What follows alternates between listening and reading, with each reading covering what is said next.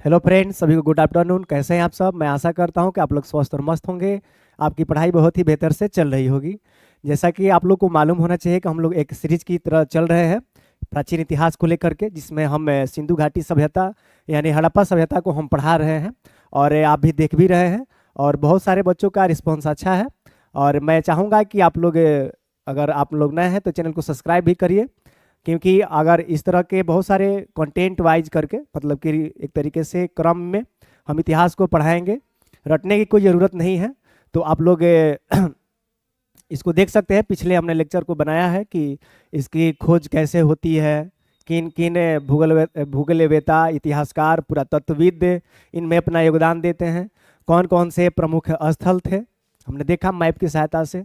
आज हम देखने वाले हैं, आज का जो लेक्चर होने वाला है इसके अंतर्गत हम देखेंगे कि जो हड़प्पा के जो प्रमुख स्थल थे, हमने कल बताया है मैप की सहायता से, उसकी क्या विशेषता है, यानी कौन कौन से वस्तुएं वहाँ से, कौन कौन से अवशेष वहाँ से खुदाई के दौरान यानी उत्खनन के दौरान प्राप्त हुए हैं। और उसके बाद हम इस पर बात करने के बाद अगला हम लोग टॉपिक डिस्कस कर लेंगे कि हड़प्पा सभ्यता का नगरीय नियोजन कैसा था, है कि नहीं, भारत इससे क्या सीख सकता है, इस पर हम बातें कर लेंगे। फिर उसके बाद हम बात कर लेंगे कुछ हड़प्पा की लिपि कि अभी तक क्यों नहीं पढ़ी जा सकी है, उसकी किसी मतलब कि कैसी थी, किस प्रकार के उसमें अक्षर, किस प्रकार के चित्र उसमें दिखाई जा रहे हैं लिपियों में, कि अभी तक उसको पढ़ा नहीं जा सका है। तो उस पर बातें कर लेंगे। फिर उसके बाद हम बातें कर लेंगे कि हड़प्पा जो सभ्यता है, सिंधु घाटी जो सभ्यता है, उसके समकालीन यानी उसके टाइम पीरियड में, उसके समय काल में, जो इसका टाइम पीरियड माना जाता है 2500 से 1500 ईसा पूर्व के बीच में। हालांकि एनसीईआरटी के अनुसार ये अलग बातें करता है, तो उस पर हम थोड़ा सा बात कर लेंगे। ये समय जो है 2500 से 1500 विवादित थोड़ा है कि नहीं। तो ये शासन काल, सॉरी, जो समय काल है, जो समय काल है हड़प्पा का, इस समय काल के अंतर्गत पूरे विश्व में और कौन कौन सी प्रसिद्ध सभ्यताएं थी, तो उसको भी हम मैप की सहायता से देखेंगे कि कौन कौन सभ्यता है। उसके बाद हम इस लेक्चर को समाप्त करेंगे। तो नए हैं तो चैनल को सब्सक्राइब करिए और चलिए हम लोग देर ना करते हुए क्लास को स्टार्ट करते हैं। तो सबसे पहले हम लोग देखेंगे इस चैप्टर के अंतर्गत हम क्या देखने वाले हैं। तो सबसे पहले हम लोग देखेंगे कि जो हड़प्पा सभ्यता है, हड़प्पा सभ्यता है जिसको सिंधु घाटी सभ्यता भी बोलते हैं, उसके प्रमुख स्थल कौन कौन हैं, यानी कौन कौन से स्थल प्रमुख थे। हमने पिछले क्लास में बताया है मैप की सहायता से कि आपको सब याद नहीं रखना है। अभी तो हड़प्पा में मतलब रिसर्च के बाद लगभग 2000 से प्लस स्थल को खोजा जा चुका है। अभी भी रिसर्च जारी है, खोज जारी है। अभी भी तमिलनाडु में, अभी तो करेंट में एक मामला था कि तमिलनाडु में भी इसका क्या है, विस्तार था। यानी हो सकता है कि अभी कुछ मतलब कि पुरातत्वविदों के अनुसार हो सकता है कि तमिलनाडु में भी इसका विस्तार बताया जाए। अभी तो M.K. स्टालिन वहाँ पे अनाउंस भी किए हैं कि जो भी इस लिपि को पढ़ेगा, जो भी अवशेष यहाँ से मिले हैं, उनको हम $1 मिलियन का पुरस्कार देंगे। तो अभी रिसर्च जारी चल रहा है। हो सकता है कि इसका विस्तार दक्षिण भारत के तमिलनाडु राज्य तक पहुँच जाए। अभी तो हमने पढ़ा है कि तमिलनाडु में नहीं है, अभी इतिहासकार बताते हैं कि दैमाबाद यानी महाराष्ट्र तक ही है। तो अभी रिसर्च जारी है, तो उसमें सभी स्थलों को हम लोग नहीं देखेंगे। जो भी आपके एग्जाम के मतलब कि अनुसार, उसके व्यू से इम्पोर्टेंट जो भी साइट्स हैं उसको हम देख लेंगे। और इसमें हम देखेंगे कि वो कहाँ था, वहाँ पर कौन कौन सी चीज़ें मिली है खुदाई के दौरान। ये आपके एग्जाम में अक्सर प्रश्न यहाँ से पूछे जाते हैं। तो चलिए हम लोग देखते हैं। सबसे पहले हम देखेंगे पहले हम मैप बना करके बताए हैं स्थल के बारे में। तो सबसे पहले हम देख लेंगे प्रमुख स्थल में कौन कौन है। हमने बताया है सबसे पहला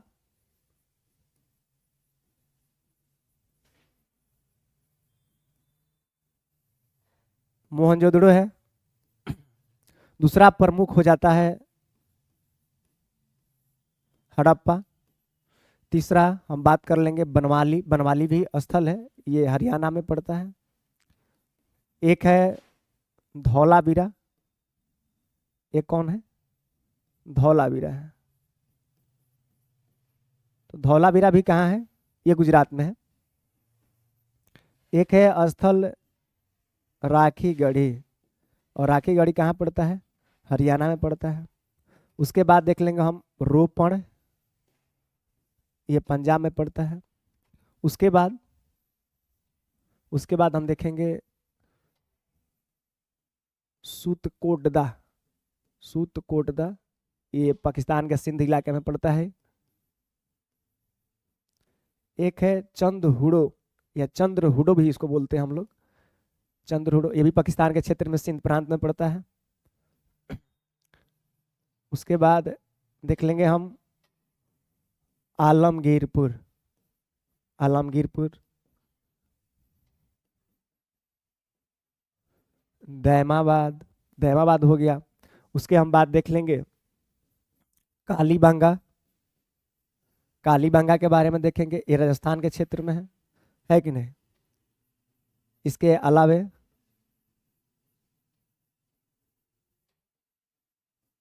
सुतकांडेडोर, ऐसे तो बहुत सारे स्थल इसमें पाए जाते हैं, बहुत सारे स्थल हैं, लेकिन इसके बारे में हम देखेंगे। जो आप देख रहे हैं, जो प्रमुख स्थल हमने लिखा है कि यहाँ यहाँ से क्या क्या चीजें मिली है, यानी प्रमुख अवशेष खुदाई के दौरान, प्रमुख अवशेष कौन कौन यहाँ से मिले हैं, है कि नहीं, उसकी विशेषता क्या है, इन्हीं टॉपिक पर हम बातें करने वाले हैं। तो चलिए हम लोग एक एक करके देखते हैं।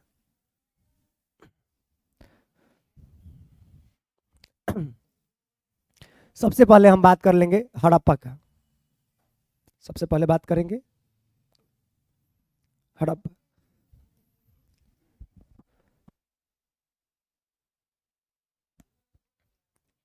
क्योंकि हड़प्पा भी क्या है, एक स्थल है, हड़प्पा भी क्या है, एक स्थल है।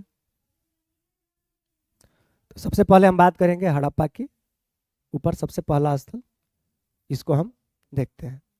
तो जो हड़प्पा है ये कहाँ था, तो सबसे पहले हम देखते हैं कि हड़प्पा की जो खोज की जाती है, हड़प्पा की जो खोज है कौन करते हैं, तो इसके खोजकर्ता का नाम क्या है,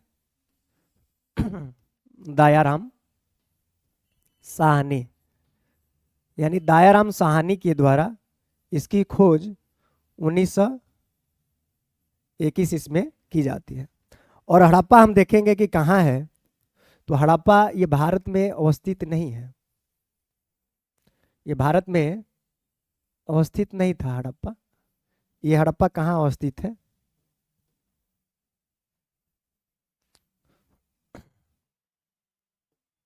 ये हड़प्पा अवस्थित है कहाँ पर, तो पाकिस्तान में अवस्थित है। ये कहाँ अवस्थित है,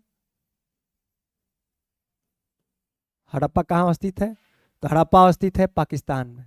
ये कहाँ अवस्थित है, पाकिस्तान में अवस्थित है, भारत में ना रह करके पाकिस्तान में अवस्थित है। तो यहाँ से हम देख लेंगे कि ये इसका लोकेशन तो पाकिस्तान में है, तो यहाँ से कौन कौन सी चीजें प्राप्त हुई है कि नहीं। तो चलिए यहाँ से इसकी खोज कौन करते हैं, दयाराम साहनी करते हैं। कब करेंगे, 1921 में करेंगे। और जो हड़प्पा है, हड़प्पा है सबसे पहला खोजा गया स्थल है, सबसे पहला खोजा गया स्थल है।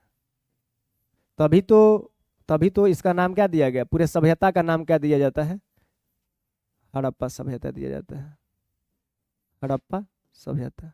हमने बताया है कि जो ये सिंधु घाटी सभ्यता है, इसका नाम हड़प्पा सभ्यता क्यों दिया गया, क्योंकि जो स्थल था हड़प्पा था, सबसे पहली बार इसी का खोज होता है, यानी इसी सब स्थल का सबसे पहली बार खोज किया जाएगा, तब तो जाकर के पूरे ओवरऑल जो क्षेत्र थे उसका नाम हड़प्पा सभ्यता दे दिया जाता है। तो आपके मन में सवाल होगा कि यहाँ से कौन कौन से स्थल मिले हैं, कौन कौन से स्थल यहाँ से प्राप्त हुए हैं।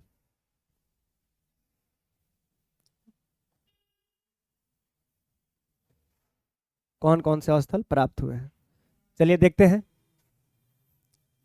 तो जो हड़प्पा है, हड़प्पा ये माना जाता है कि ये पाकिस्तान के क्षेत्र में है, कहाँ है, पाकिस्तान में है। और यहाँ पर देखिएगा कि यहाँ पर एक नदी है, इस नदी का नाम क्या है, रावी नदी, यानी रावी नदी के तट पर ये स्थित था। हड़प्पा कहाँ था, रावी नदी के तट पर स्थित था। यहाँ से प्रमुख जो अवशेष मिले हैं, ये आपसे एग्जाम में प्रश्न यहाँ से पूछे जाते हैं कि प्रमुख अवशेष कौन कौन से यहाँ से मिले हैं।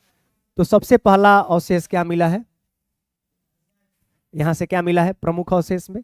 सबसे मिला है एक कब्रिस्तान मिला है, कब्रिस्तान, जिसका नाम क्या है R37। यहाँ से एक कब्रिस्तान मिला है जिसका नाम है R37 बोला जाता है। और इसके अलावे यहाँ से मिली है एक मूर्ति मिली है जिसको बोलते हैं उर्वरता की मूर्ति, उर्वरता की मूर्ति, या इस मूर्ति को हम बोलते हैं देवी भी बोलते हैं, देवी ही बोलते हैं, क्योंकि जो ये मूर्ति है इसके गर्भ से, इसके गर्भ से पौधा निकला हुआ है, जो हरा पौधा है वह निकला हुआ है, इसलिए इसको उर्वरता की देवी यानी उर्वरता की मूर्ति भी हम लोग बोलते हैं। इसे गर्भ से पौधा का निकले का प्रमाण यहाँ से मिला है। उसके अलावा यहाँ से क्या और मिला है? यहाँ से मिला है बृहद अन्नागार। हमने बताया है कि हड़प्पा वासी के जो घर थे, नगर थे, भवन थे, हर एक घर के अंदर में क्या था? अन्नागार था, अनाज को स्टोर करके रखने के लिए, है कि नहीं? तो बृहद अन्नागार यहाँ से मिला है। और जो ये बृहद अन्नागार है, आप लोग को याद होना चाहिए कि ये जो बृहद अन्नागार है, ये जो बृहद अन्नागार है, ये सिंधु घाटी जो सभ्यता है, यानी ओवरऑल सिंधु घाटी सभ्यता में जितने स्थल थे, यानी सिंधु घाटी सभ्यता की सबसे बड़ी इमारत है, सबसे बड़ी इमारत, यानी जो सबसे बड़ी इमारत थी उसका नाम क्या है? बृहद अन्नागार है। और बृहद अन्नागार कहाँ था? ये हड़प्पा से मिला है। उसके अलावे और क्या मिला है हड़प्पा से? और क्या मिला है? तो और मिला है स्वास्तिक का चिन्ह, स्वास्तिक चिन्ह, जो आज वर्तमान में हम लोग इन्हें हिंदू धर्म में पूजा के सिंबल के रूप में उसको यूज करते हैं। जैसे आप लोग देखे होंगे, जैसे हम बात कर लें, जैसे ये सिंबल आप लोग देखे होंगे, ये वाला,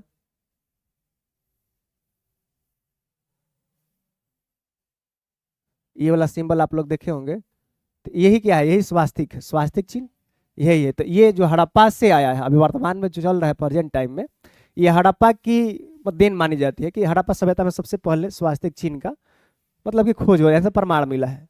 तो आपको ये प्रमुख प्रमुख चीजें आपको याद रहना चाहिए। हालांकि बहुत सारी चीजें मिले हैं जो आपके एग्जाम की दृष्टि से महत्वपूर्ण नहीं है, तो आप लोग याद रख सकते हैं कि हड़प्पा से क्या क्या मिला। तो कब्रिस्तान मिला जिसका नाम है R37, उर्वरता की देवी की मूर्ति या जिसको देवी भी बोलते हैं, जिसके गर्भ से पौधा निकला हुआ है, बृहद अन्नागार। और बृहद अन्नागार क्या है? सिंधु घाटी सभ्यता की सबसे बड़ी इमारत है, यानी इमारत बोलते बोले हम या इसको भवन बोले, यानी सबसे बड़ी जो भवन है पूरे सिंधु घाटी सभ्यता में, यानी जितना क्षेत्र था उन सभी क्षेत्रों में सबसे बड़ी जो इमारत है बृहद अन्नागार है, ये हड़प्पा से मिली है कि नहीं? तो इतना ही आप लोग इसके बारे में याद रखिएगा। यानी हड़प्पा किस नदी किनारे है, कौन खोज करते हैं, कब होती है कि नहीं? अब आगे हम चलते हैं अगला, और अगला हम बात करेंगे मोहनजोदाड़ो के ऊपर। मोहनजोदड़ो या इसको मोहनजोदाड़ो भी बोलते हैं, और हड़प्पा सभ्यता का दूसरा प्रमुख नगर है, प्रमुख नगर मोहनजोदड़ो। मोहनजोदड़ो, अब देखिए मोहनजोदड़ो कहाँ स्थित है? मोहनजोदड़ो भी कहाँ अवस्थित था? मोहनजोदड़ो भी पाकिस्तान के क्षेत्र में अवस्थित है। ये भी कहाँ है? ये भी था पाकिस्तान। यहाँ पर तो हड़प्पा है, यहाँ पर क्या था? हड़प्पा। और यहाँ पर अवस्थित है मोहनजोदड़ो, यानी यहाँ पर अवस्थित है हड़प्पा और यहाँ पर मोहनजोदड़ो। ये आपका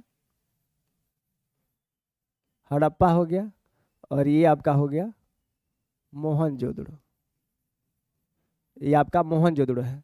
मोहनजोदड़ो और हड़प्पा दोनों कहाँ है? पाकिस्तान के क्षेत्र में है कि नहीं? तो हम लोग बात कर लेंगे यहाँ पर कि जो मोहनजोदड़ो है इसकी खोज किनके द्वारा की जाती है? इनकी खोज, ये जो स्थल है इसकी खोज कौन करेंगे? उनका नाम है रखाल दास बनर्जी।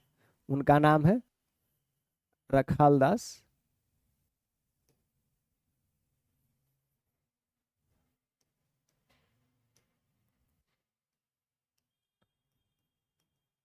राखाल दास बनर्जी, यानी राखाल दास बनर्जी के द्वारा इसकी खोज की जाएगी। और ये कब करते हैं? ये हड़प्पा की खोज के तुरंत 1 साल के बाद ही इसका खोज हम ये करते हैं 1922 ईस्वी में। और जो हम मोहनजोदड़ो है, आप लोग देखें, हमने बताया है बार बार कि यहाँ से एक नदी निकल करके यहाँ गिरती है, जिसका नाम है सिंधु नदी, यानी इंडस नदी इसका नाम है। तो जो मोहनजोदड़ो है किस नदी के किनारे है? तो ये सिंधु नदी के तट पर अवस्थित है मोहनजोदड़ो। अच्छा, अब देखेंगे कि मोहनजोदड़ो से कौन कौन सी चीजें मिली है, यानी प्रमुख अवशेष कौन कौन है, प्रमुख अवशेष क्या क्या प्राप्त हुए हैं मोहनजोदड़ो से, प्रमुख अवशेष। तो सबसे पहला यहाँ से क्या मिला है? यहाँ से मिली है नर्तकी की मूर्ति। क्या मिली है? नर्तकी की मूर्ति मिली है, जिसको डांसिंग गर्ल भी बोलते हैं। नर्तकी की मूर्ति मिली है यहाँ से। और ये किस धातु का बना था? कांसा का, क्योंकि कांसा से ही मूर्ति अधिकांश बना करते थे हड़प्पा सभ्यता में, क्योंकि उस समय कांसा क्या था, बहुत अधिक मात्रा में यहाँ से बनाए जा रहे थे। तो नर्तकी की मूर्ति मिली है सबसे पहला बार। दूसरा क्या मिला है यहाँ से? बृहद स्नानागार। स्नान करने के लिए हर एक भवन में क्या बनाए गए थे? स्नान घर। तो बृहद स्नानागार। और जो ये बृहद स्नानागार है, ये आपको याद होना चाहिए कि ये जो बृहद स्नानागार है, इसको हम बोलते हैं क्या? इसको हम बोलते हैं कि ये सिंधु घाटी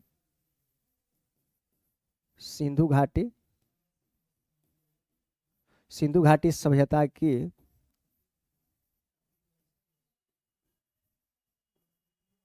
क्या है? अद्भुत इमारत है। अद्भुत इमारत। सबसे बड़ी कौन है? बृहद अनागार है, लेकिन ये क्या है? सिंधु घाटी सभ्यता की अद्भुत इमारत, मतलब कि अजूबा टाइप का ये भवन यहाँ पर बनाया गया है, इमारत बनाया गया है। और इसको हम बोलते हैं कि ये जो केवल मोहनजोदड़ो है, ये भी याद रखिएगा इससे कि मोहनजोदड़ो में सबसे बड़ी इमारत है। मोहनजोदड़ो एकमात्र जो स्थल था, मोहनजोदड़ो की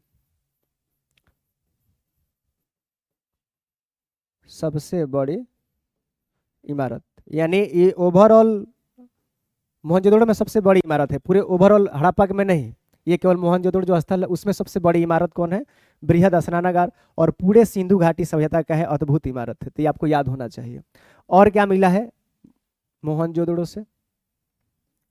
मातृ देवी की मूर्ति। मातृ देवी। हड़प्पा से क्या मिला था? उर्वरता की देवी की मूर्ति। यहाँ से मिला है मातृ देवी की मूर्ति। और ये भी मूर्ति किसकी बनी है? कांसा का। कांसा को ढाल करके बनाया जाता था, यहाँ से ये मिला है। और क्या मिला है यहाँ से? यहाँ से मिला है पशुपति की मूर्ति। पशुपति की मूर्ति एक इसमें तो थोड़ा सा विवादित है, माना जा रहा है कि ये जो मूर्ति है शंकर भगवान से मतलब रिलेट किया जा रहा है पशुपति की मूर्ति को। और इसके आगे यहाँ से और क्या मिला है? एक मिला है एक श्रृंगी पशु। एक श्रृंगी यानी एक बैल मिला है, उसमें उसके सर पर क्या है? सिंह है, एक ही सिंह है। तो एक श्रृंगी पशु यहाँ से मिला है। तो मोहनजोदड़ो से आप देख रहे हैं क्या क्या मिला? नर्तकी की मूर्ति जो कांसा का बना है, जिसको डांसिंग गर्ल बोला जाता है, बृहद स्नानागार, मातृ देवी की मूर्ति, पशुपति की मूर्ति, एक श्रृंगी पशु। तो ये आपके लिए क्या हो जाता है? इंपॉर्टेंट हो जाता है। आप इन्हीं सारी चीज़ों को याद कर सकते हैं, तो आपसे काम यहाँ से हो जाएगा। कोई भी एग्जाम है इससे बाहर नहीं आता है। ऐसे बहुत सारे मतलब कि और सारे चीज़ें मिली है, लेकिन आपके लिए महत्वपूर्ण नहीं है। अगर आप इतना याद रख सकते हैं तो ये काफ़ी है। चलिए आगे हम चलते हैं। और मोहनजोदड़ो आपको मालूम होना चाहिए कि अभी थोड़ा सा हम और बात कर ले यहाँ पर कि ये तो आपका क्या है? ये आपका हड़प्पा है, ये क्या है? मोहनजोदड़ो है। तो मोहनजोदड़ो पाकिस्तान में है। पाकिस्तान में कहाँ है? तो आपको एक डिस्ट्रिक्ट का नाम याद होना चाहिए कि जो मोहनजोदड़ो है एक डिस्ट्रिक्ट है जिसका नाम है लरकना। ये लरकना जिले में पड़ता है, यहीं पर अवस्थित है मोहनजोदड़ो, है कि नहीं? और जो हड़प्पा है ये है मोटमोगरी करके एक नाम आता है जिला का, मोटमोगरी वहाँ पर अवस्थित है। तो ये आपसे प्राय नहीं पूछा जाएगा। ये पूछा जाता है कि सिंधु नदी के किनारे कौन स्थित था, तो ये आपको याद होना चाहिए। अच्छा, ये दोनों एक साथ यहाँ पर दिखाई दे रहे हैं, हड़प्पा और मोहनजोदड़ो। तो एक इतिहासकार है जिसका नाम है, उस इतिहासकार का नाम है Stuart Stuart Piggott Stuart Piggott. तो इन्होंने क्या कहा है कि जो हड़प्पा और मोहनजोदड़ो है ये क्या है, हड़प्पा प्लस मोहनजोदड़ो, इन दोनों को क्या बोले हैं, ये स्टुअर्ट पिगट ये बोलते हैं कि ये क्या है, जुड़वा राजधानी है। तो इनको जुड़वा राजधानी की संज्ञा दी गई है। अब जुड़वा राजधानी की संज्ञा इन्होंने क्यों दी होगी, क्योंकि यहाँ का जो संस्कृति था हड़प्पा और मोहनजोदड़ो का, प्लस यहाँ पर जो व्यापार होते थे एक ही टाइप के होते थे, प्लस इसके साथ साथ जो यहाँ पर मतलब कि एक तरीके से दोनों क्या थे, प्रमुख अर्धनगर बोलते हैं हम लोग, तो प्रमुख नगर भी ये थे हड़प्पा और मोहनजोदड़ो। लेकिन आपको याद होना चाहिए जो मोहनजोदड़ो है ये हड़प्पा सभ्यता का सबसे बड़ी क्या है, स्थल मानी जाती है। यानी जो मोहनजोदड़ो है ये क्या है, पूरे हड़प्पा सभ्यता का क्या है, ये भी एक पॉइंट यहाँ से आप लोग याद करिएगा कि जो मोहनजोदड़ो है ये क्या है, सिंधु घाटी सभ्यता का, ये भी प्रश्न बार बार आता है कि सिंधु घाटी सभ्यता का सबसे बड़ा नगर या बड़ा स्थल कौन है, तो मोहनजोदड़ो। तो सिंधु घाटी सभ्यता का की सबसे बड़ा नगर, क्योंकि शहर भी था विकसित था, नगर है या स्थल है,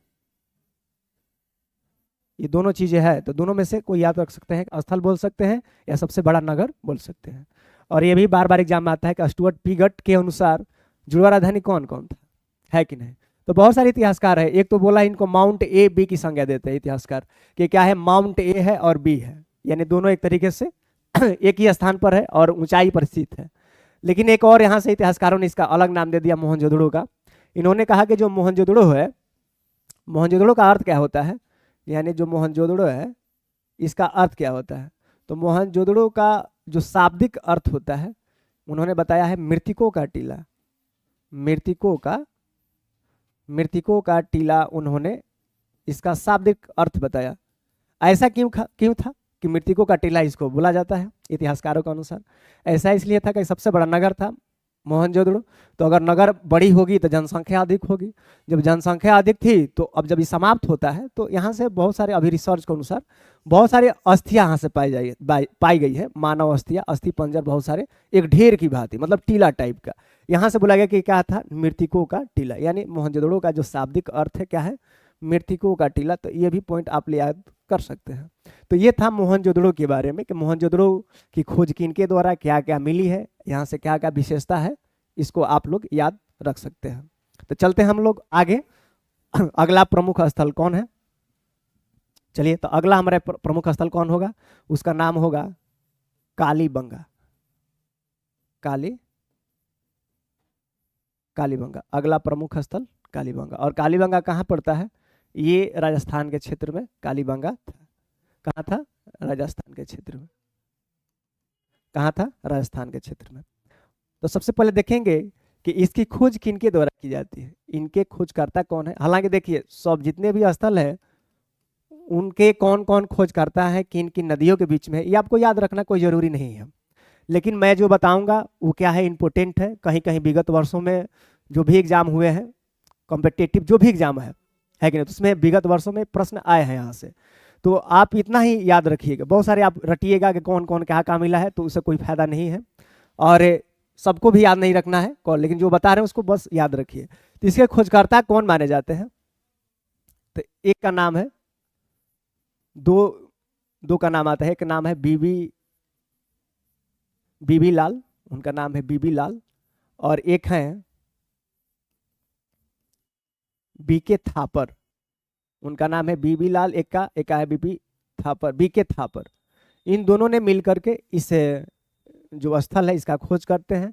और जो कालीबंगा है ये किस नदी के किनारे है, तो ये भी आप याद रख सकते हैं। तो ये घग्घर नदी के किनारे है।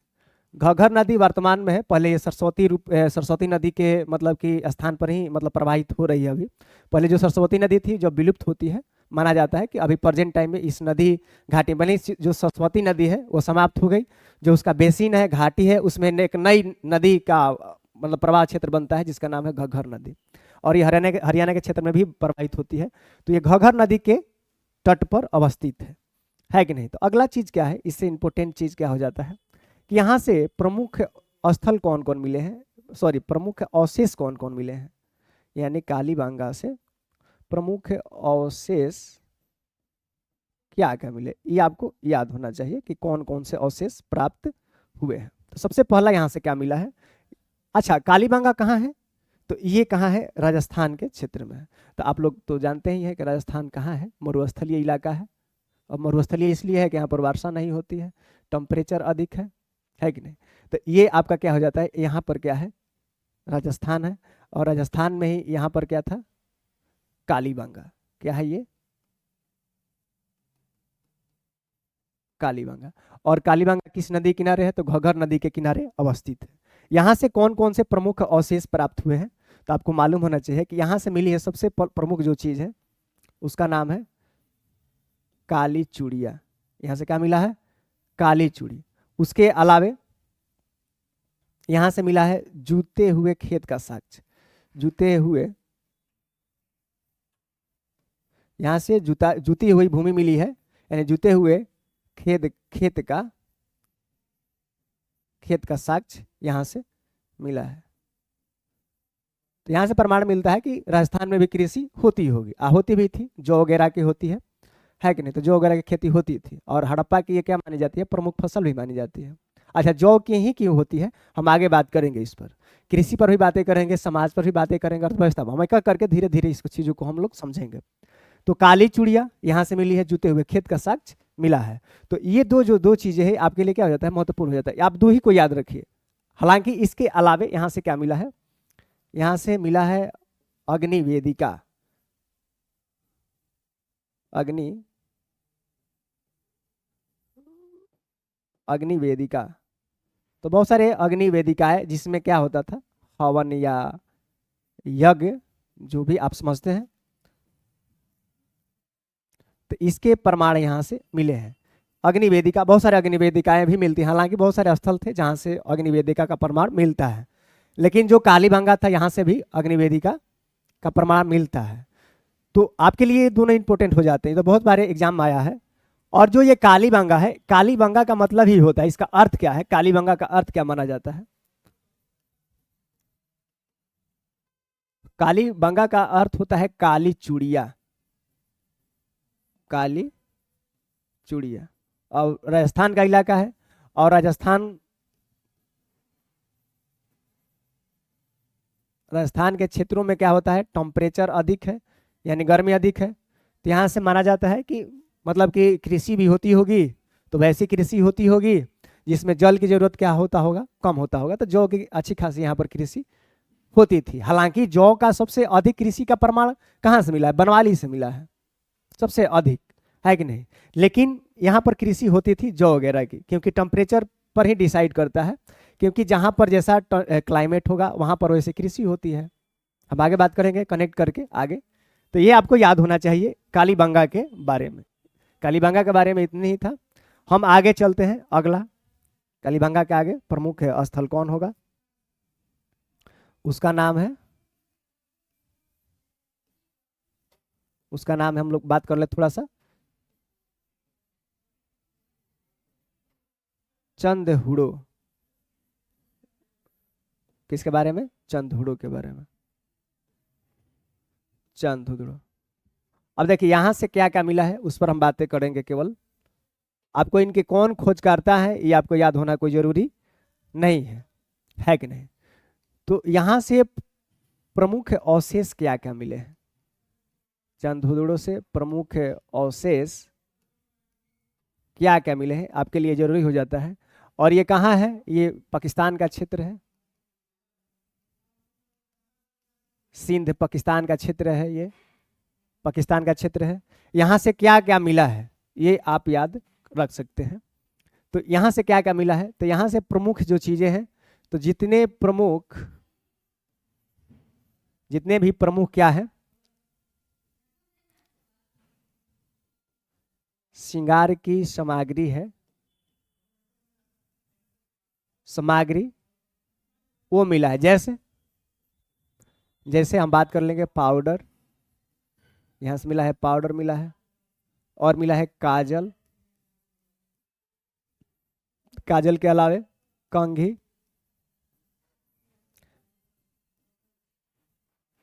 आईना, तो वगैरह वगैरह बहुत सारा चीजें मिला है। एक भी मिला है, लिपस्टिक भी मिला है यहाँ से, लिपस्टिक। तो जितने आप देख रहे हैं श्रृंगार की सामग्री है यहाँ से प्राप्त हुए हैं। कहाँ से? तो चंद हुदड़ों से, चंद हुदड़ों से प्राप्त हुआ है। और चंद हुदड़ो था कहाँ? ये पाकिस्तान के क्षेत्र में पड़ता है। तो ये आपको याद होना चाहिए। चलिए अगला हम स्थल बात करते हैं किस पर? अगला हम बात कर लेते हैं बनवाली, बनवाली के ऊपर। बनवाली, अच्छा बनवाली कहाँ था? बनवाली कहाँ है ये आपको मालूम होना चाहिए कि ये है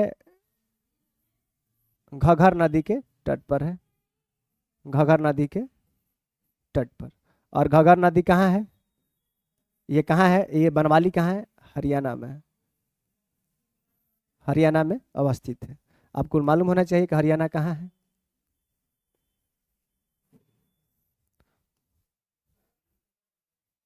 ये भारत हो गया, तो यहीं पर क्या है? हरियाणा। और यहाँ पर क्या है? चंदहुदड़ो था पाकिस्तान के क्षेत्र में। ये क्या है? आपका बनवाली है। तो बनवाली से प्रमुख है कौन कौन से अवशेष मिले हैं? तो यहाँ से एक ही प्रमुख आता है, यानी प्रमुख अवशेष कौन आता है बनवाली से? ये तो बहुत बार एग्जाम में आया है कि बनवाली से क्या मिला है कि नहीं? और बनवाली भी कहाँ है? घग्गर नदी के तट पर। यहाँ से मिला है केवल मिट्टी का हल। क्या मिला है? मिट्टी का हल। और मिट्टी का हल कैसा है? मिट्टी का तो हल बन नहीं सकता है, तो ये खिलौना है एक प्रकार का। अच्छा, मिट्टी का हल का खिलौना क्यों बनता होगा? क्योंकि जो हड़प्पा सभ्यता था, यहाँ पर प्रमुख चीज क्या होता था? कृषि। कृषि से ही सब कुछ होता था। तो कृषि कब होगा? जब हल होगा। तो यहाँ से हल का मतलब बहुत सारे बन के प्रमाण मिलते हैं कि मिट्टी का हल यहाँ पर बनाया गया खिलौने के रूप में, है कि नहीं? और कहाँ से बन रहा है? कहाँ से मिला? ये बनवाली से मिला है। बनवाली कहाँ है? हरियाणा में है। तो मैं आशा करता हूँ कि यहाँ तक आप लोग समझ रहे होंगे, इन सारी चीज़ों को याद कर रहे होंगे। चलिए आगे हम चलते हैं। अगला स्थल कौन है प्रमुख? तो अगला स्थल हम बात करते हैं लोथल के बारे में। कौन? लोथल। और इसका नाम है लोथल, यानी जो थल नीचा है उसी का नाम क्या है? लोथल नाम है। जो थल नीचा हो उसी को बोलते हैं हम लोग लोथल। अच्छा, लोथल कहाँ था? थोड़ा सा मैप बना लेते हैं लोथल के बारे में। तो लोथल कहाँ है? ये हमारा भारत है, और भारत के तटीय क्षेत्रों में ये अवस्थित था। कहाँ था? तटीय क्षेत्रों में। कहाँ पर? देखिए, यही आपका क्या है? लोथल। यहीं पर क्या था? लोथल था,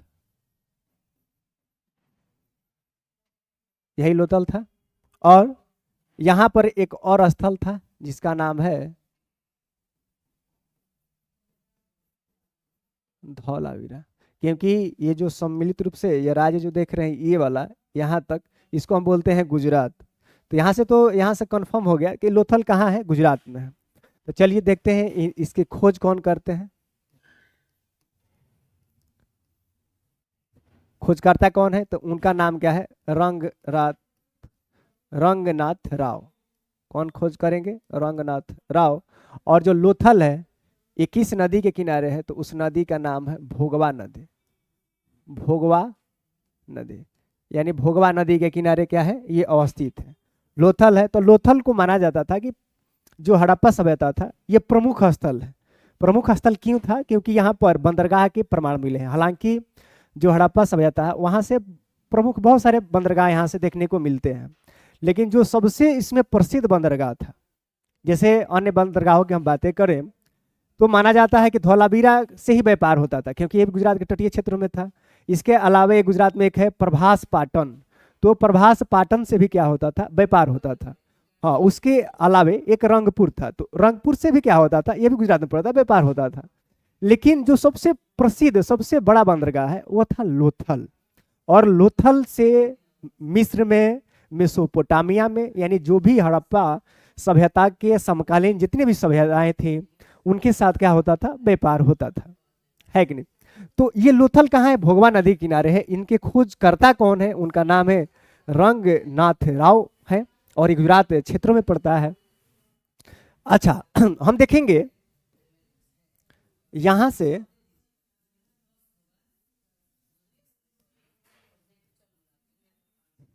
प्रमुख अवशेष क्या क्या मिले हैं, यानी खुदाई के दौरान जब रिसर्च हुआ, उत्खनन हुआ, तो यहाँ से कौन कौन सी सामग्री प्राप्त होती है।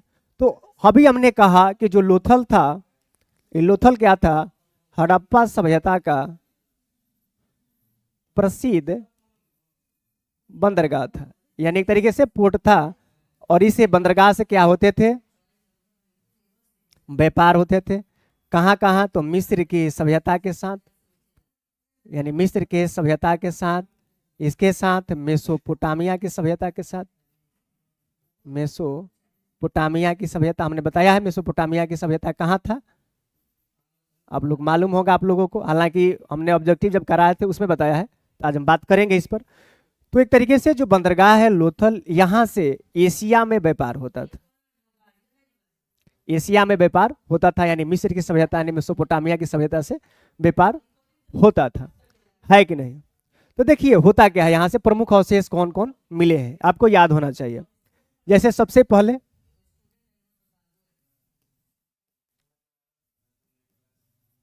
यहाँ से मिला है बंदरगाह, क्योंकि व्यापार होता था तो बंदरगाह का प्रमाण तो मिलेगा ही मिलेगा।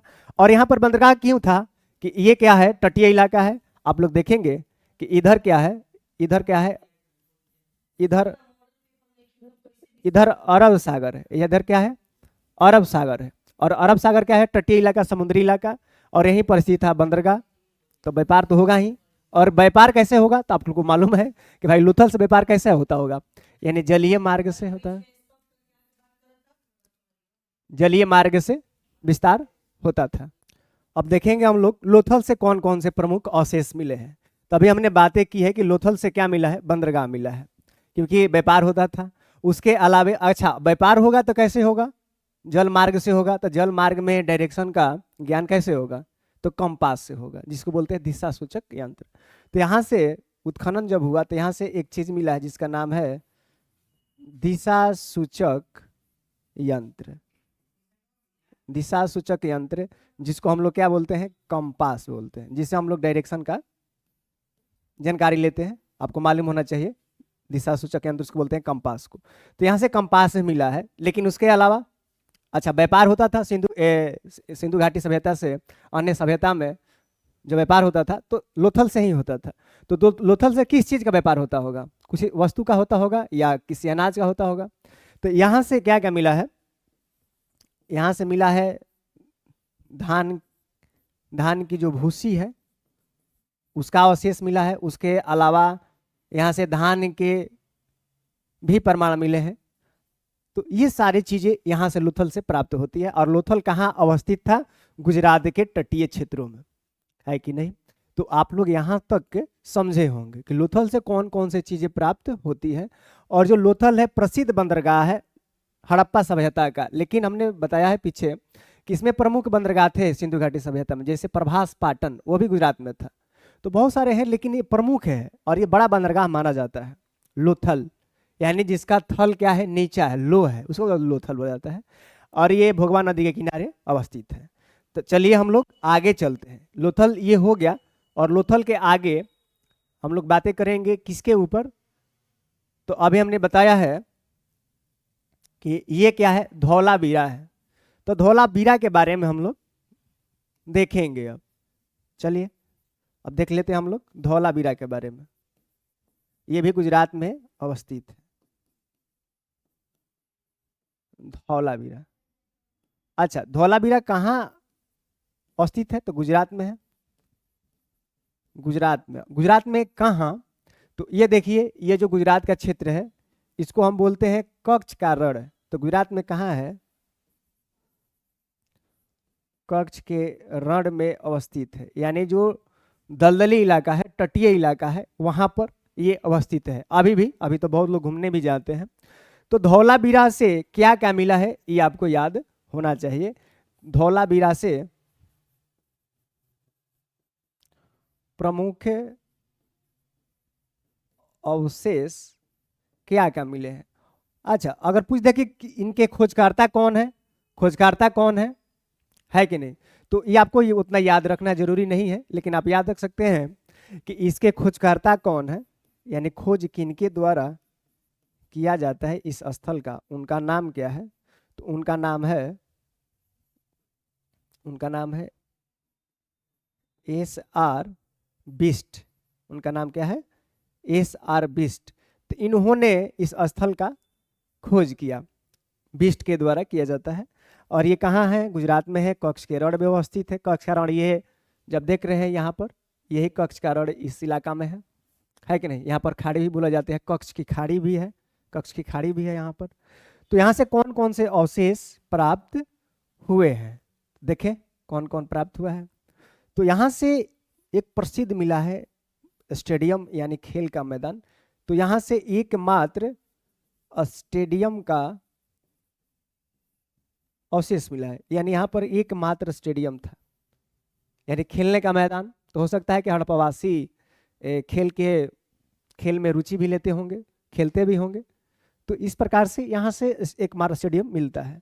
लेकिन जो सबसे प्रमुख चीज है, ये आपको याद होना चाहिए कि जो धौलावीरा है, धौलावीरा को 2021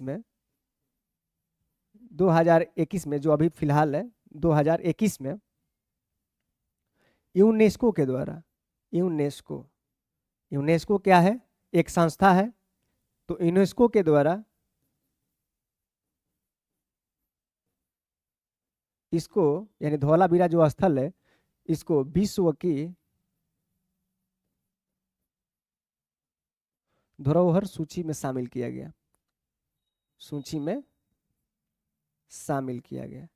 तो ये आपसे प्रश्न आता है कि हड़प्पा सभ्यता का कौन सा एक स्थल है जिसको यूनेस्को के द्वारा विश्व धरोहर की सूची में शामिल किया गया है। तो उसका नाम क्या है? धौलावीरा है। तो इसको शामिल किया गया, कब शामिल किया गया?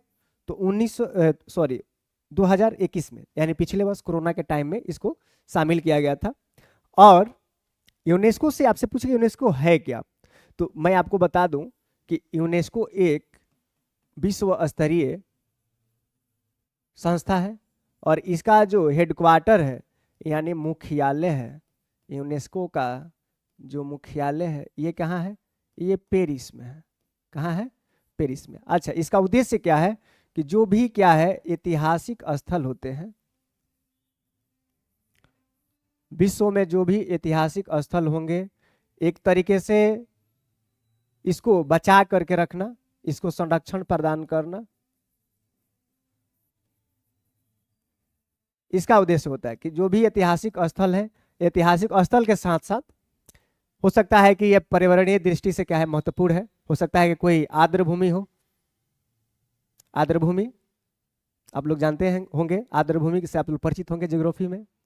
तो वो भी बहुत सारे स्थल खोजे जाते हैं आर्द्र भूमियों के, तो उसको भी शामिल किया जाता है। यानी इसको बचा करके रखना इस यूनेस्को का क्या है? उद्देश्य है। किसी भी चीज को आने वाली पीढ़ियां उसे कुछ सीखे, देखे। तो इसी कारण से यूनेस्को ने 2021 में धौलावीरा को इस सूची में शामिल किया, और विश्व के धरोहर सूची में शामिल होने वाला जो धौलावीरा है 44वां स्थल बन गया, 40वां स्थल, ठीक ना, यानी 40वां स्थल है विश्व के धरोहर सूची में शामिल होने वाला धौलावीरा। तो आप इस चीज को देखे होंगे। तो धौलावीरा को हमने देखा, लोथल को देखा, तो कुछ चीज और बच जाते हैं स्थल, उसको हम देख लेते हैं जल्दी से। कौन कौन बचा है हम बातें कर लेंगे, इंपोर्टेंट जो भी है। तो एक आपका क्या है? राखी गढ़ी है, राखी गढ़ी है। तो राखी गढ़ी से आपको क्या याद रखना है? ज्यादा कुछ याद नहीं रखना है राखी गढ़ी से। राखी गढ़ी है कहाँ? तो राखी गढ़ी कहाँ है? ये है हरियाणा में है, ये हरियाणा में पड़ता है राखी गढ़ी। अच्छा, राखी गढ़ी हरियाणा में। तो यहाँ से क्या आप लोग याद रखिएगा, क्या चीज पॉइंट याद रखिएगा कि जो राखी गढ़ी है इसको बोला जाता है कि सिंधु घाटी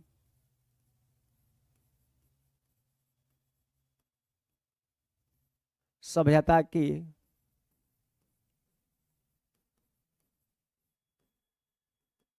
भारत में स्थित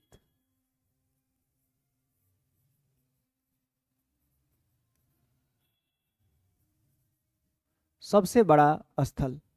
यानी जो राखी गढ़ी है ये तो हरियाणा में है, तो भारत में जितने स्थल थे सिंधु घाटी सभ्यता के, अभी हमने बताया कि हड़प्पा सभ्यता का जो विस्तार था पिछले क्लासों में हमने बताया है कि इसका विस्तार इंडिया, पाकिस्तान और अफगानिस्तान के क्षेत्रों में था। तो इंडिया में जितने स्थल पाए गए हैं अभी, उस सारे स्थलों में सबसे जो बड़ा स्थल है वो कौन है? राखी गढ़ी है। तो राखी गढ़ी सिंधु घाटी सभ्यता की भारत में स्थित सबसे बड़ी स्थल है। लेकिन ओवरऑल में सबसे बड़ा कौन है? मोहनजोदड़ो है, जो पाकिस्तान के लरकना जिले के सिंधु नदी के किनारे अवस्थित है। तो आप यहाँ से कंफ्यूज मत होइएगा कि ये भारत में स्थित सबसे बड़ा नगर है, यानी सबसे बड़ा स्थल है राखी गढ़ी। और राखी गढ़ी पड़ता कहाँ है? ये हरियाणा में पड़ता है। अच्छा, इसे एक ही पॉइंट याद रखना है। दूसरा स्थल कौन है? उसका नाम है सूतकोटदा। सूतकोटदा। अच्छा, सूतकोटदा कहाँ है? तो सूतकोटदा भी कहाँ आता है? सिंध के क्षेत्रों में माना जाता है कि सिंध के क्षेत्रों में, यानी ये भी कहाँ था? ये भी कहाँ है? पाकिस्तान में है कि नहीं? तो सूतकोटदा से आपको क्या याद रखना है, यानी क्या चीज यहां से मिला है? तो यहां से मिला है घोड़े की अस्थि पंजर, ये मिला है। लेकिन हमने पीछे क्लास में बताया है कि हड़प्पा वासी जो थे घोड़ा से क्या थे? परिचित नहीं थे, अपरिचित थे। यानी जो घोड़ा जो पशु है इसके बारे में जानकारी हड़प्पा वासियों को नहीं थी। तो फिर यहाँ से घोड़े की अस्थि पंजर कैसे मिल रही है? तो अभी ये विवाद का विषय है, मतभेद है कि भाई सूतकोटदा भी क्या है? एक हड़प्पा स्थल है, और यहाँ से क्या मिल गया? घोड़े की हड्डी का प्रमाण मिल गया, यानी अस्थि पंजर मिल गए घोड़े का। तो हो सकता है कि घोड़ा होगा उस समय, लेकिन अभी भी क्या है? इस पर विवाद है। अभी इतिहासकारों ने अपना मत इस पर एकमत नहीं हुए हैं, यानी मत में एकमतता स्थापित नहीं हुई है। वो मानते हैं कि नहीं है, कोई बोलता है कि था, तभी तो था अस्थि पंजर। तो ये थोड़ा सा विवाद का विषय, लेकिन आप याद रख सकते हैं कि जो घोड़े की अस्थि पंजर ये सूतकोटदा से मिला है।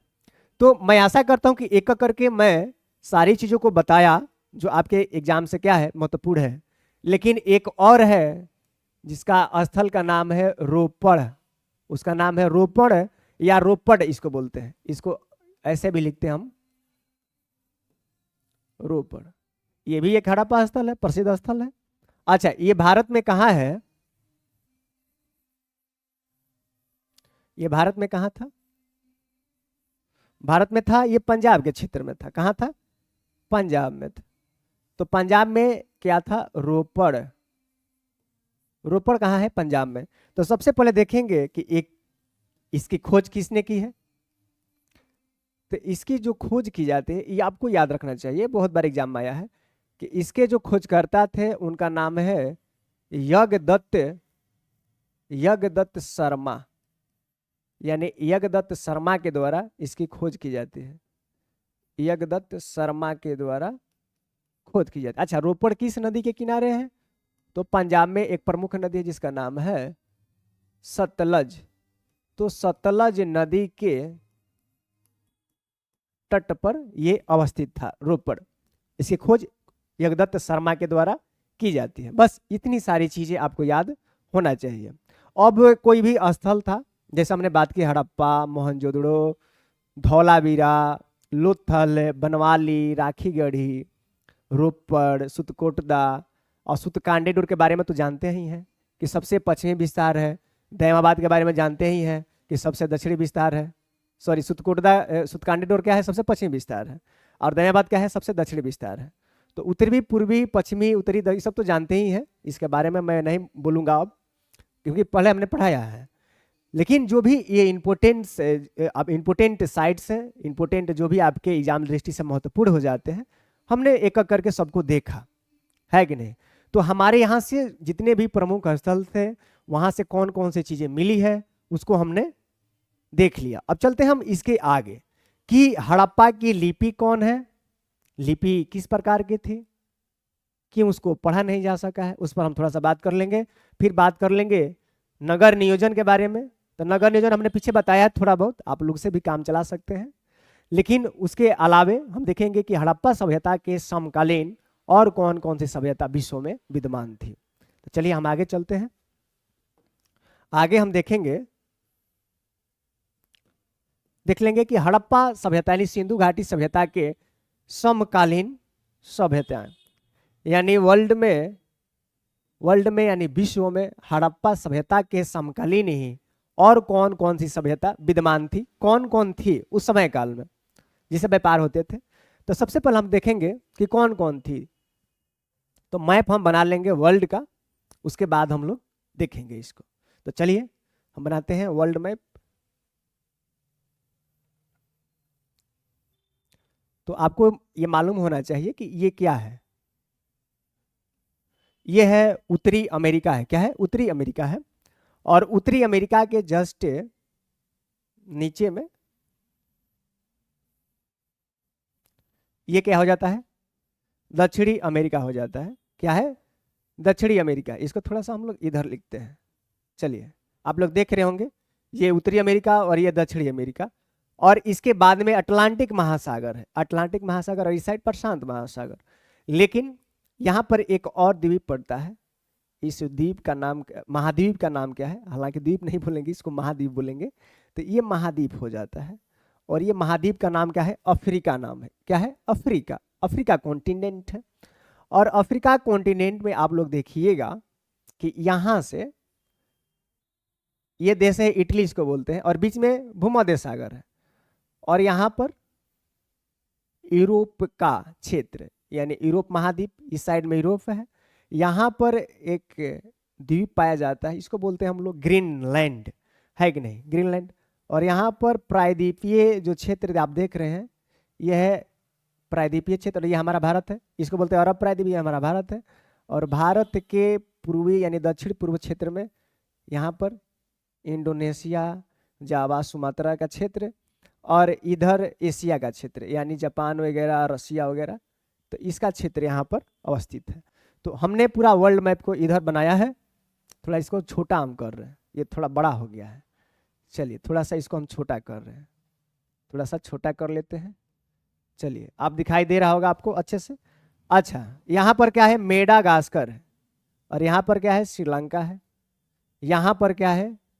जापान है। यहाँ पर क्या है? फिलीपींस है। और ये है सुमात्रा, जावा, पपुआ न्यू गिनी वगैरह, बहुत सारे द्वीप हैं इंडोनेशिया में। और उसके नीचे ही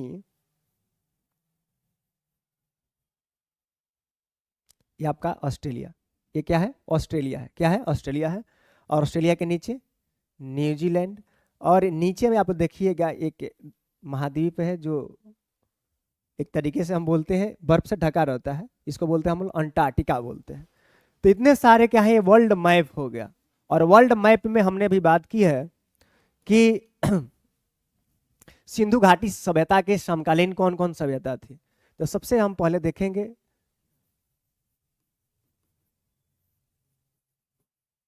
मिस्र की सभ्यता। मिस्र की सभ्यता।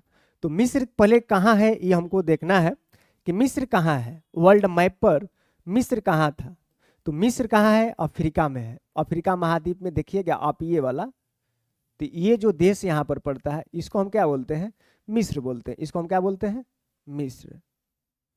मिस्र देश है।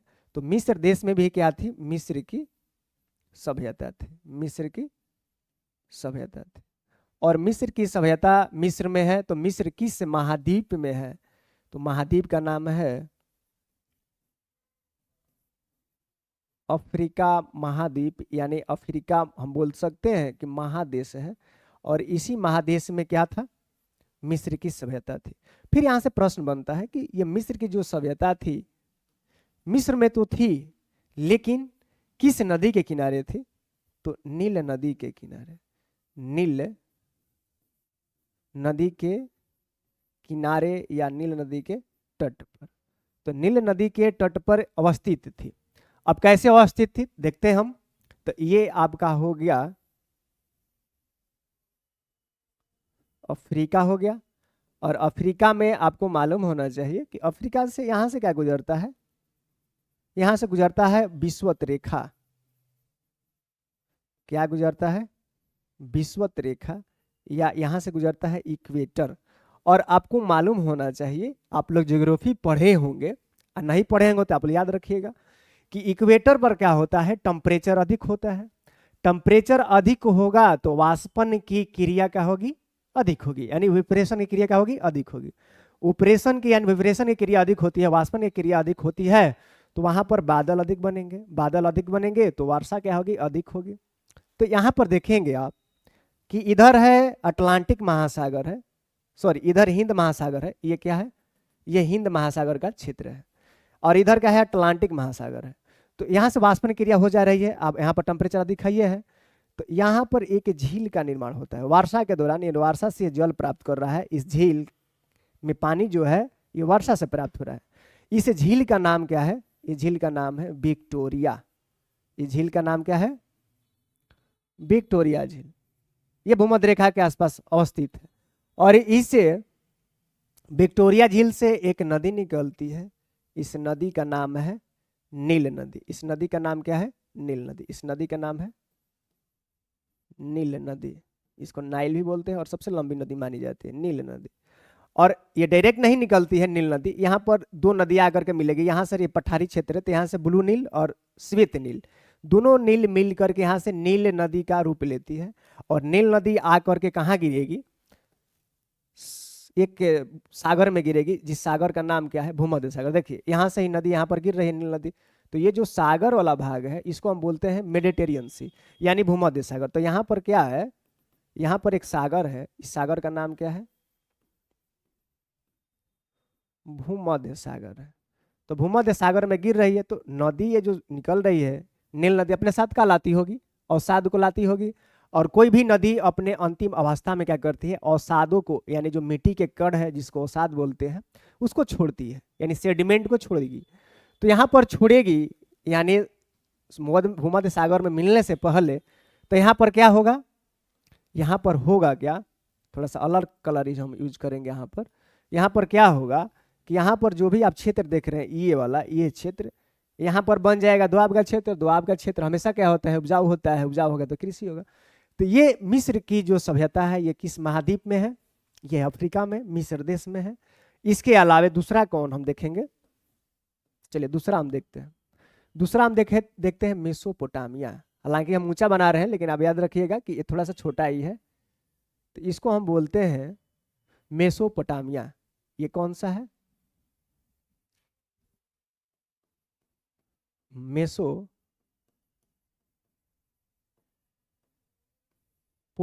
की सभ्यता, इसको हम क्या बोलते हैं? मेसोपोटामिया की सभ्यता बोलते हैं। अच्छा, मेसोपोटामिया की सभ्यता कहाँ थी? तो ये एशिया महादेश में है। कहाँ है? एशिया में, महादेश में था। तो देश कौन कौन है? तो ईरान प्लस इराक, ये दो देश में ये सभ्यता विकसित होती है। और किन नदी के किनारे विकसित होगी? किन नदियों के? तो दो नदी है, एक है यहाँ पर दजला और इधर से आती है फरात। तो एक का नाम है दजला नदी, एक का नाम है फरात नदी। और दो नदियों के बीच की भूमि क्या कहलाती है? दोआब। यहाँ से क्या बन गए? दोआब बन गए। और दोआब बन गए तो कृषि हो जाएगी। तो दजला फरात नदियों के बीच में मेसोपोटामिया की सभ्यता क्या होता है? विकास होता है। और अंत में यहाँ पर ये जो वाला क्षेत्र है, ये वाला जो क्षेत्र है, और यही तो क्या है? यही ना है सिंधु घाटी। सिंधु घाटी सभ्यता या हड़प्पा सभ्यता या नगरीय सभ्यता जो आप बोलते हैं, यही है। और ये सिंधु और उसके सहायक नदियों के किनारे अवस्थित है। लेकिन इसके अलावा इसके ऊपर चाइना है, चीन की सभ्यता भी मानी जाती है, लेकिन इस पर बड़ा विवाद है। माना जाता है कि इसके समकालीन ये चीन की सभ्यता नहीं थी। अभी बड़ा विवाद वाला मुद्दा है। बड़े बड़े इतिहासकार मानते हैं कि नहीं, चीन भी इसके समकालीन ही है। लेकिन इस पर अभी मतभेद है। अच्छा, मतभेद क्यों है? क्योंकि जो हड़प्पा सभ्यता है इसके बारे में पूर्णतः जानकारी इतिहासकारों को नहीं है, क्योंकि यहाँ पर जो भी लिखे गए हैं उसको आज तक पढ़ा नहीं जा सका है। अब क्यों नहीं पढ़ा जा सका? क्योंकि जो स्क्रिप्ट थी, जो लिपि है, एक तरीके से बड़ी क्या है, कठिन है, उसको हम आज तक पढ़े नहीं सके, अक्षरों का ज्ञान नहीं है, अभी भी रिसर्च जारी है। तो जब वहां से जो स्क्रिप्ट था, लिपि था, जो भी अवशेष मिले हैं उसमें लिखे कुछ प्रमाण मिले हैं, मिले तो हैं, लेकिन अगर हम उसको पढ़ लेते तो जानकारी आसानी से मिल जाती। अभी भी विवाद आता है कि बताइए कि इन तीनों चारों में बड़ी कौन थी, पहले कौन थी। तो इस पर बड़ा एक राय बनाना एक चैलेंज वाला काम है, क्योंकि यहाँ से जो लिखित दस्तावेज मिले, अवशेष मिले, उसको आज तो हम पढ़ नहीं सके हैं। तो ये थे समकालीन हड़प्पा सभ्यता के समकालीन सभ्यताएं, और हड़प्पा सभ्यता से यहाँ से व्यापार होता था और अर्थव्यवस्था चलती थी, है कि नहीं। तो आगे हम लोग चलते हैं कि यहाँ की लिपि क्या थी, क्या लिपियां थी, लिपि क्या है।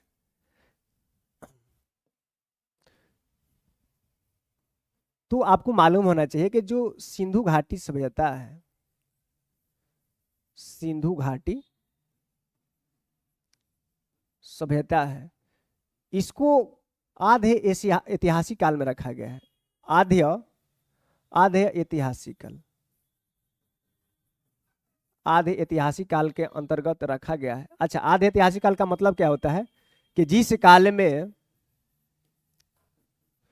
लिखित प्रमाण तो मिले हैं, यानी लेखन की सामग्री मिली है, लिखित प्रमाण मिले हैं, लेकिन उसे इस लिखित प्रमाण को पढ़ा नहीं जा सका है, पढ़ा नहीं जा सका है, तो उसको हम कहाँ रखते हैं, आधे ऐतिहासिक काल में रखते हैं। तो हड़प्पा जो सभ्यता है, सिंधु घाटी सभ्यता है, इसको हम लोग आधे ऐतिहासिक काल में रखते हैं। तो इसका मतलब यहाँ पर लिखित प्रमाण मिले होंगे, तो हाँ मिली है। यहाँ से जो स्क्रिप्ट थी, जो स्क्रिप्ट है यानी जो लिपि है, वो कैसी है, वो है चित्रात्मक। कैसी है? चित्रात्मक, यानी पेंटिंग के रूप में ये लिपि यहाँ पर मिली है कि नहीं। कैसे? तो यहाँ पर भी जो भी चीजें मिली है, लिपि में क्या क्या लिखे गए हैं, तो ऐसे ऐसे अक्षर लिखे गए हैं, ऐसे ऐसे अक्षर लिखे गए हैं। मछली की आकृति है, बहुत सारे अक्षर ऐसे ऐसे लिखे गए हैं। तो इसको हम आज तक पढ़ नहीं सके हैं, क्योंकि चित्र के भांति है। लेकिन माना जा रहा है कि जो यहाँ पर जो भी लिपि है, इसमें जो यू आकार है, यू आकार सबसे अधिक मिले गए, लेकिन इस आकार के अक्षर सबसे अधिक मिले हैं। तो इस प्रकार में लिखी गई है, यानी जो लिपि है चित्रात्मक है, इसी कारण से अभी तक इसको पढ़ा नहीं जा सका है। तो लिपि तो मिली है, लिखित भी है, लेकिन इसको पढ़ा नहीं जा सका है। तभी तो अभी जो तमिलनाडु के जो सीएम हैं, उनका नाम है MK स्टालिन। MK स्टालिन, इन्होंने अनाउंस किया कि जो भी इस लिपि को पढ़ेगा उसको हम क्या देंगे, $1 मिलियन की राशि क्या देंगे, पुरस्कार के रूप में देंगे, अगर कोई इस लिपि को पढ़ लेता है। तभी यह विवाद का मुद्दा है, क्योंकि हड़प्पा सभ्यता की जो लिपि है इसको अभी तक पढ़ा नहीं जा सका है। तो मैं आशा करूंगा कि ये सारी चीज़ आपको समझ में आया होगा कि हड़प्पा सभ्यता में प्रमुख स्थल कौन कौन थे, क्या चीज़ वहाँ से मिली, क्या क्या चीज़ वस्तुएं मिली, प्राप्त हुई अवशेष के रूप में, और लिपि क्या है, और कौन समकालीन सभ्यताएं उस समय थी, विद्यमान थी। तो चलिए अब हम मिलते हैं अगले क्लास में। अगर इसमें कुछ आप लोग को अच्छा लगा तो आप कमेंट अवश्य कीजिएगा, अपनी राय जरूर व्यक्त कीजिए कमेंट में, मैं आपको रिप्लाई अवश्य दूंगा। और मिलते हैं हम अगले सेशन में। अब अगले सेशन में बात कर लेंगे किस पर, तो सामाजिक व्यवस्था, सामाजिक स्थिति, आर्थिक स्थिति, इसके साथ साथ बहुत सारी चीज़ें, धार्मिक वगैरह सब जो चीज़ें हैं इस पर बातें कर लेंगे। तो अभी 2 लेक्चर अभी इस पर बनेंगे, 2 पार्ट्स हम बनाएंगे, इसको आगे करके धीरे धीरे खत्म करेंगे, तब हम इसके आगे शिफ्ट होंगे, आगे हम बातें करेंगे। तो चलिए, सबको धन्यवाद, थैंक यू।